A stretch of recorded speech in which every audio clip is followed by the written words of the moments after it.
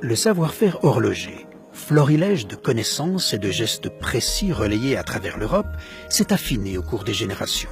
Il est devenu un art d'excellence dans des régions où les hivers sont longs, où la nature somnole et où il neige du temps libre. Des paysans horlogers aux manufactures écloses sur les pentes jurassiennes, une culture s'est transmise jusqu'à nos jours. Confrontée à la modernité, la tradition artisanale a ainsi survécu et est même devenu un flambeau de la haute horlogerie. Mais ce précieux savoir est aujourd'hui menacé de disparition. Dans les écoles aujourd'hui, il y a un certain savoir qu'on ne transmet plus, qu'on n'enseigne plus. C'est le savoir, notamment le savoir par rapport aux faits main. Ça veut dire que l'enseignement au niveau des écoles se prête à préparer les futurs horlogers par rapport à l'industrie.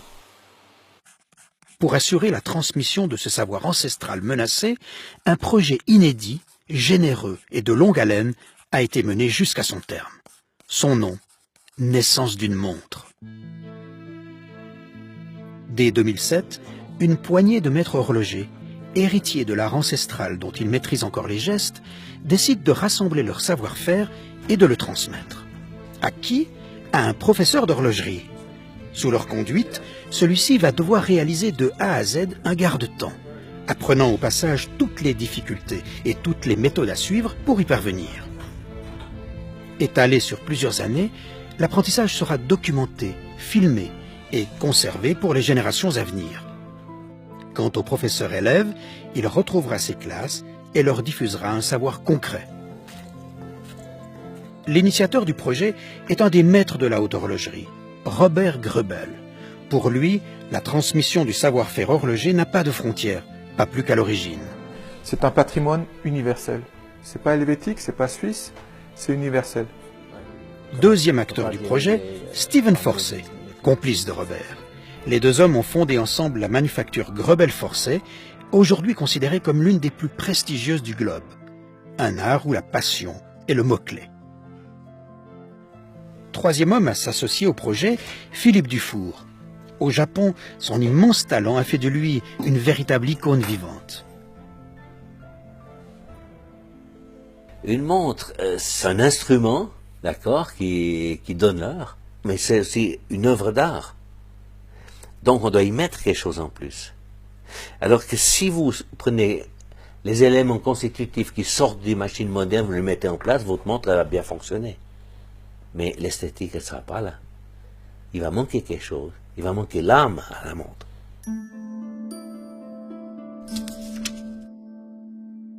Si on ne fait rien, on va se retrouver dans une, deux générations, on aura des superbes machines, et puis plus personne ne saura les utiliser. C'est en partant de ce constat où on s'est dit on ne peut pas rester là les bras croisés. Et une des idées, c'est de dire voilà, on se focalise sur un jeune horloger, en l'occurrence Michel Boulanger, et on lui transfère notre savoir-faire pour qu'il perdure, pour qu'à lui à son tour le transmette aussi. Choix judicieux, car c'est un passionné, à la fois artisan talentueux et enseignant, qui a été sélectionné. Depuis son enfance, Michel Boulanger a observé son père, horloger à Allonnes, près de Chartres. Il s'est épris de cet art, et depuis lors, où qu'il soit, il y pense, habité par la volonté de transmettre cette flamme à ses élèves. En tant qu'enseignant dans le technique, si on ne pratique pas, on perd. Je ne peux pas concevoir d'enseigner sans avoir au moins de l'expérience. Ce que je propose, c'est qu'on énumère encore, je dirais, les points principaux de notre partenariat en quelques mots. Donc, c'est de réaliser à la main donc un tourbillon simple, 3 aiguilles. Il y aura bien sûr le soutien de Philippe pour toute la partie, je dirais, fabrication, décoration, montage traditionnel. Et de notre côté, donc Steven, moi, Greubel-Forsey, quelques collaborateurs de Greubel-Forsey, trouvera le soutien, je dirais, plus général par rapport à ce projet.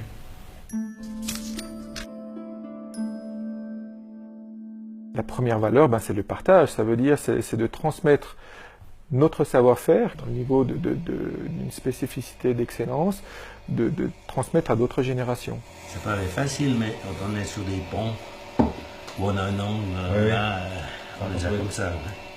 Today, Global Force is a young adventure, and for us it's never too early to start to pass on this know-how and to share it. I think from early in my career there was often a feeling of somehow the watchmaker was retaining some secret and something that the miraculous golden key to enable us to do everything very easily.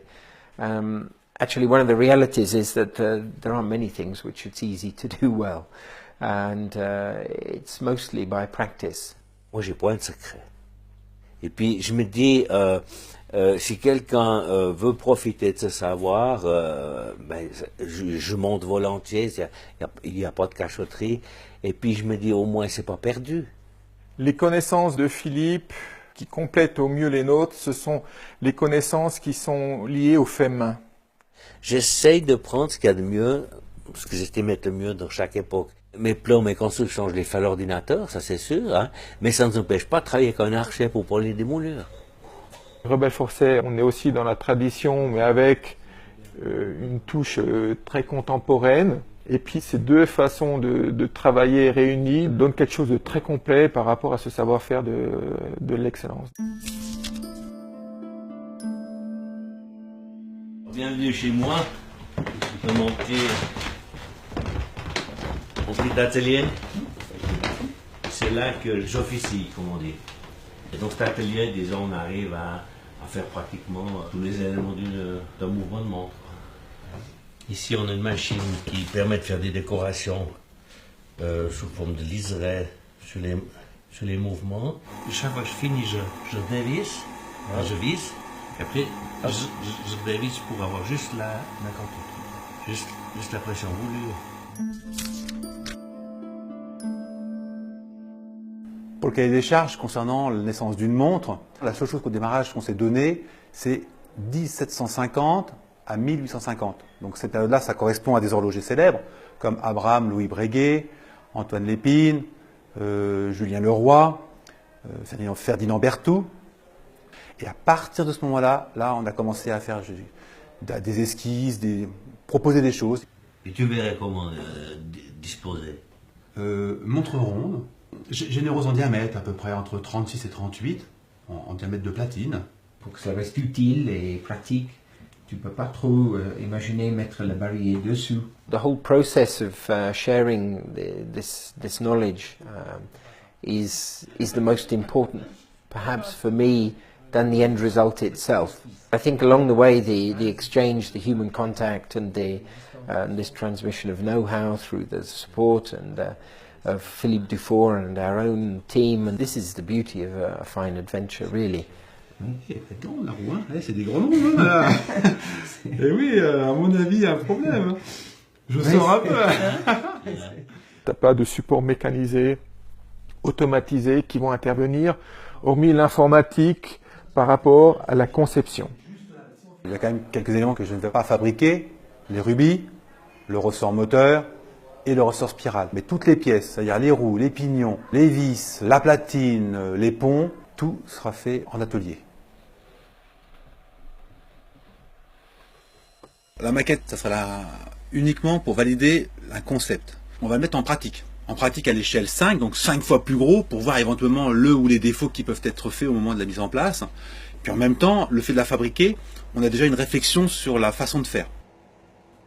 Comme on avait discuté par téléphone, c'est vrai, bon, c'était l'idée d'avoir l'affichage des l'heure sur un petit cadran pour dégager toute cette mécanique. On est en permanence, je dirais, un petit peu à se chercher les uns et les autres pour arriver à obtenir ce qu'on veut vraiment.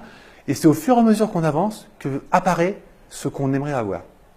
Donc normalement, déjà, là, je suis bien positionné en termes d'équilibrage. Et ça, c'est une chose, mais moi, je te parle du mécanisme de fixation. Je me souviens que comme on est sur des matériaux... Au niveau des fixations, il faudra conseiller Michel, qu'on stabilise la fixation, ça c'est important.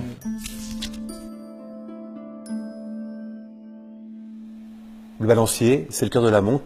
C'est lui qui donnera toute la puissance à la montre, avec le spiral. Les deux ensemble, c'est cœur. Les éléments de fabrication du balancier résident dans le tournage, dans le fraisage, perçage, taraudage. Les difficultés du balancier résident dans la précision même du balancier et la répétabilité par rapport à son poids, sa masse, son moment d'inertie.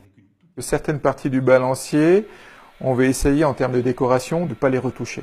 Ça implique que les spectres d'usinage soient les plus conformes, les plus beaux possibles, puisqu'on sait que ces parties-là, on ne peut pas les retoucher. Quand on travaille Philippe, on écoute le bruit, on écoute la sensation, l'espèce de pression qu'on peut mettre, ça change tout. Ben là, il explique, il me dit, t'as pas mis assez de pression. Écoute, ça doit faire tel bruit quand tu dois mettre la pression. Ben, quand on a compris ça, on a un résultat qui est nettement meilleur. Non, on a plus comme ça. Oui. Ouais. La difficulté dans une réalisation comme ça, c'est qu'on est amené à pratiquer peut-être une dizaine de métiers différents. Fabricant de rouages, de pignons, fabricant de ponts, faire des vis. Alors que dans l'industrie, même déjà à l'époque de 1890 ou comme ça, où la fabrication commençait à se mécaniser, il y avait des spécialistes dans tous les domaines. Gérer un produit comme ça, il faut savoir tout faire. C'est ça la difficulté. On va tailler une roue de 120 dents sur une machine de 1920. Avant de commencer la roue, qu'est-ce qu'il faut faire? Il faut donc avoir une rondelle. Donc là, on a pris une presse à balancier pour découper des rondelles. Donc, il y a des petites rondelles, un peu comme des pièces de monnaie qui tombent. On les met après sur un tour pour les faire tourner rond. On les met après sur un autre posage pour après les tailler sur le tour. On a une roue pour laquelle on doit tailler 120 dents. Waouh, ça ne touche pas. Voilà la pièce finale. La moitié de la roue dans l'ombre, là, parfaite. Alors voilà, Michel, ce qu'on va faire maintenant, c'est des taillages de pignons. Ici, on a le plan que tu as fait, c'est le pignon de grande moyenne. Oui. On va mettre une ébauche, un décolletage.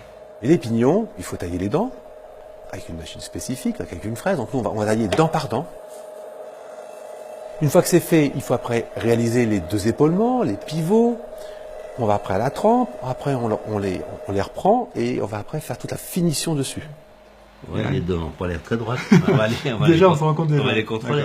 Ok. Notre fraise est trop à l'extérieur. Encore. Top. On retaille à nouveau. On retaille à nouveau et puis comme ça on sera fixé, voir si la correction était bonne. On est parfait là. Alors maintenant la machine est réglée. Si tu vas en faire une trentaine. 30. Ouais. Parce que il y en a toujours un ou deux qui vont tomber peut-être à la trempe ou comme ça. Et puis il en faudra quelques-uns pour former la meule de bois. On se rend compte que chaque chose a une importance. C'est des petits éléments, mais si on a un seul élément que l'on ne fait pas correctement, ça va mettre en péril les autres. Le plus compliqué à mon sens, ça a été toute la partie rouage, toutes les roues fabriquées et les pignons. Honnêtement, quand le dernier pignon a été fait, j'étais content. Non, 3 et 3, ça va pas aller. Je te les décale dessus-dessous. On a même été à un moment donné bloqué, on a attendu, on a réfléchi, on a cherché, on est allé chez Philippe. Puis c'est une équipe, donc chacun amène ses connaissances et on finit par trouver. Elle fait tic-tac. Ça y est, son cœur bat. Ouf, ça y est, elle fonctionne. On ne s'est pas trompé dans nos calculs, on ne s'est pas trompé dans notre rapport de vitesse, on ne s'est pas trompé. C'est un moment quand même fort parce que ça y est, c'est aussi quelque part un aboutissement. En 2014, le mouvement de la montre est présenté au SIHH. Une étape fondamentale vient d'être réussie. Le premier battant, il n'a pas été terrible au début. Hein. Il a été timide. Hein. On se dit, tiens, c'est bizarre. Et puis après, bon, on corrige 2 3 petites choses. Parce que ça reste, il faut savoir que c'est tous des éléments qu'on fabrique, il faut les ajuster ensemble. Puis après, quand elle prend sa puissance, puis qu'on voit que le balancier monte en puissance, puis qu'on entend ce tic-tac, c'est juste magnifique, quoi. C'est musical.